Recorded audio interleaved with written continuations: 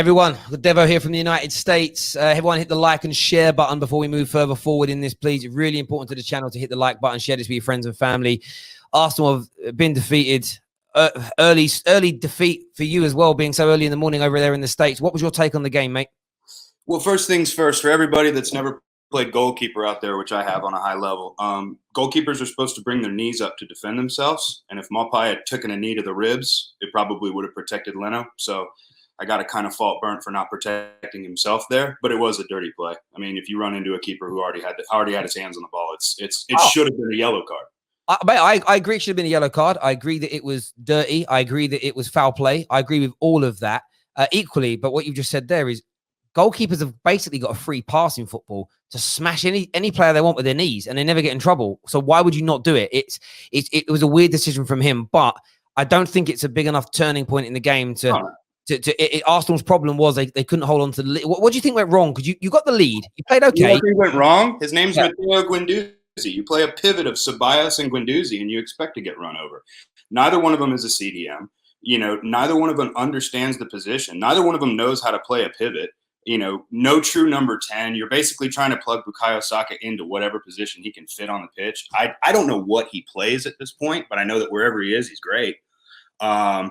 You know, it's funny listening to a Spurs fan talk about how we're a dead club when they could look at their trophy case or, you know, spend the last 4,500 days not lifting any silverware.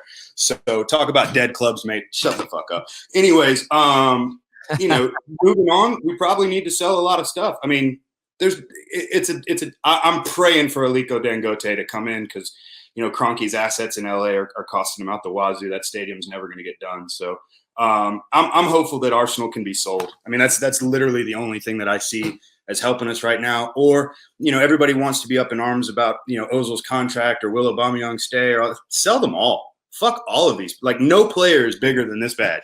This badge right here, nothing matters more than that badge to me. I wear it on my chest. You know what I'm saying? Like, I have more pride for Arsenal than a lot of these players do. So if you're not going to play for the badge, get the fuck out of my club. Do you know, I hear you on that. And do you know what's interesting? I'd rather have players of lesser quality, but who truly want to. I think you get more out of them, true people that really want to be there. And Ozil's one of them, but he isn't on the field of play. Aubameyang, I think there is an element of disinterest. Laka, I just think he's gone. I think where is Gabriel Martinelli? What did Martinelli do to not see game time in these last two matches? How does he not seeing the pitch? Like, that's the biggest problem. You want to bring on Reece Nelson to give him 7 minutes. You want to bring on Kieran Tierney and play him at a position that he's not. Like, again, I appreciate what Mikel Arteta is trying to do, and I know it's like a one-legged man in an ass-kicking contest right now, but, like, he's got to pick a lineup and fucking run with it, because this interchanging pieces and let's try somebody at the, like I said, when they showed the run of games that we had at the end of the season, my sphincter tightened because I'm afraid that we're going to get like maybe 11 points. Maybe. Mate, we've had a few Arsenal fans in the comments say this. Sonny said it as well. If things continue in this trajectory for Arsenal, are you talking about the bottom half of the table in the next couple of years if change doesn't come?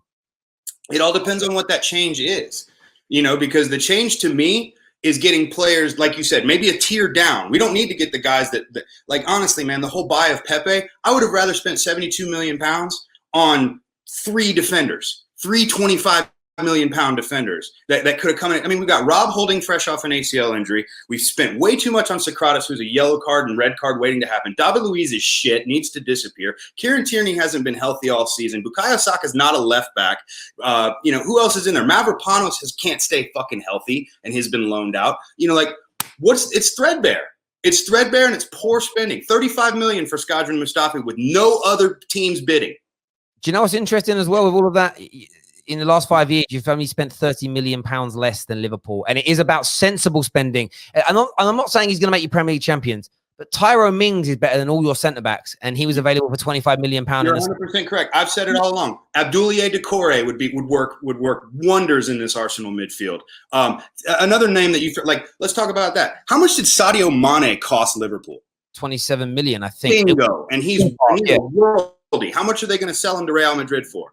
Probably 100 million, right? Yeah, we bought Granit Xhaka. We bought Shkodran Mustafi. I mean, it's shit. It's absolute shit. We spent 72 million pounds on a French player that can't, or on a guy from France who can barely make the squad. You know, we've got a dude on 18 million pounds a year not making the traveling 20. It's ridiculous. Hey, and Josh Kroenke says, be excited. I'm not excited, bro. I wear this patch on my chest because I love this club. I went to my first Arsenal match when my mom took me to London in 1994. I've supported this team since then, and it gets harder and harder by the minute. I'm not going anywhere, but God damn it, Arsenal, do something. Devo, thank you for coming on, mate. Everyone go check Devo out on socials. Hit the like and share button for this video, and we'll speak to him again sometime soon. Take care, mate. Deuces.